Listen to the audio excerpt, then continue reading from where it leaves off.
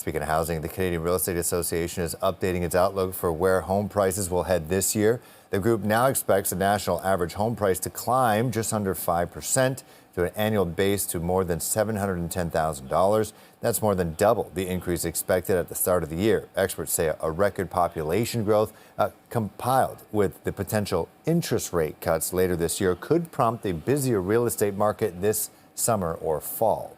Now, the Trudeau Liberals are touting their housing plan as the most comprehensive and ambitious ever ahead of this week's federal budget release.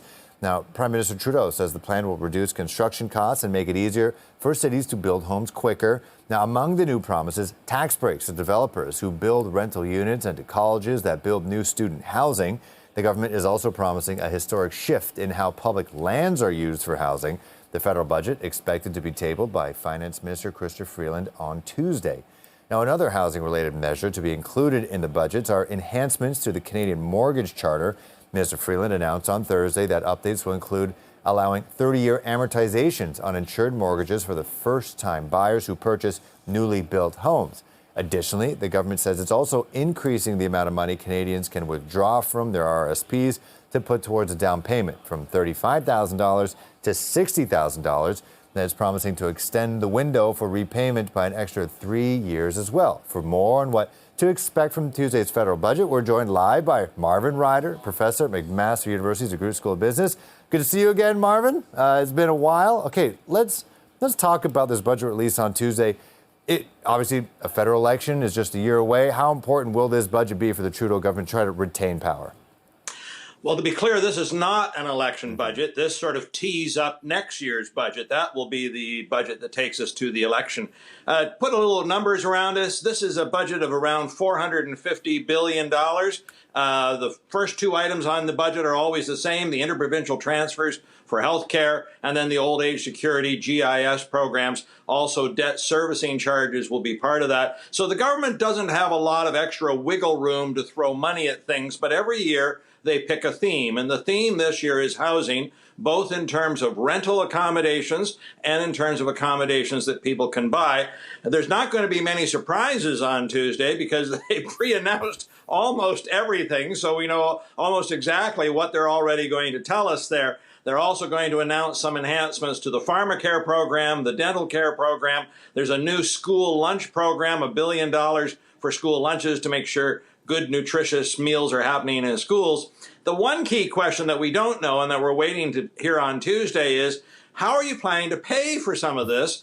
There's been lots of speculation that the government's going to introduce new taxes. Now, I don't think they are. I don't think they're going to put taxes on ordinary citizens. I'm going to lump myself in that category. But we may see some high tax brackets for very wealthy Canadians, or we may see this idea of an excess profit tax on some corporations. They've been quiet about that. That could be the big surprise come Tuesday. And is that a surprise that some businesses are going to be happy to hear? Obviously, with inflation, everything's more expensive. We're seeing layoffs everywhere. What would that mean for some big businesses here in the country to try to sustain operations if they are going to be facing some increased taxes?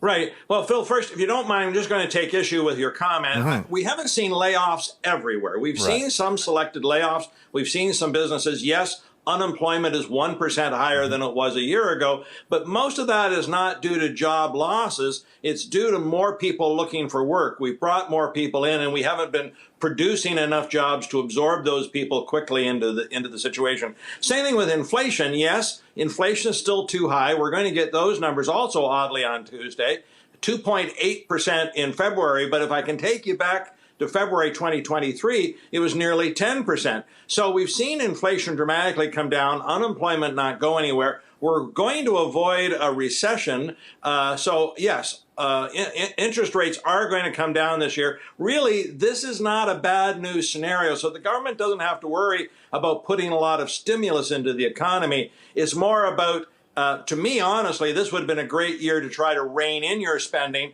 But given that you've got an election a year away, they're looking for some selected goodies that are going to make people feel good. And do you think that'll work out? Like, make people feel a little bit good? Obviously, I know the election's a year away, and like you said, there is another budget between now and an actual federal election. But we always talk about these polls and say what you want about them. But there is this gap that the Liberals are reportedly closing a little bit on the Pierre Poilievre and the Conservatives. Do you think that potentially that this budget reveal on Tuesday could, maybe narrow that gap a little further? So I'm going to be a little negative and say no, and here's the reason why. If you tend to like this government and like what it's doing, it's going to reinforce that. If you tend to not like this government and what it's doing, it's going to reinforce that too.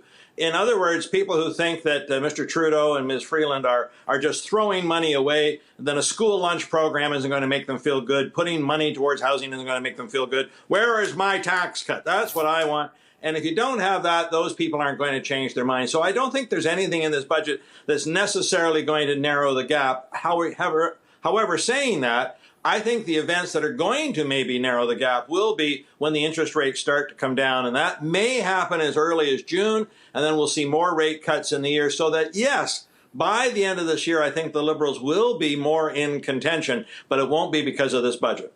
All right. And then one more thing. We do understand, talking about whether people, they have their sights set on whether they like this government or not. One thing that's definitely, feather in the caps of people who don't like this government is the carbon tax. They're going to how do you think they're going to address that in this budget? It's already in place now as of April 1st, but do you think they're going to mention it at all?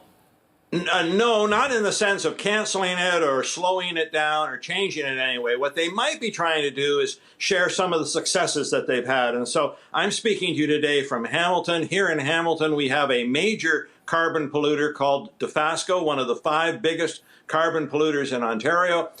It is going through a program to eliminate coal from its steelmaking process, and when that comes online next year, it'll be equivalent to taking 2 million cars off the road. Yes, they got $400 million towards this $2 billion project from the carbon tax that had been collected, but this might be an example of something the government's going to say, you see, this is why we're trying to do this. These are the kinds of carbon reduction activities that are going to happen and wouldn't have happened if we didn't have that pot of money lying around. So they might squeeze that in. I don't think they're going to make a big deal of it because, as you can guess, for most people, the carbon tax is an annoyance. The less you remind them of an annoyance, the better you are. Absolutely. All right. Well, Marvin Ryder, professor at McMaster University's DeGroote School of Business, thanks so much for joining us on your Sunday. Glad to be with you. Always.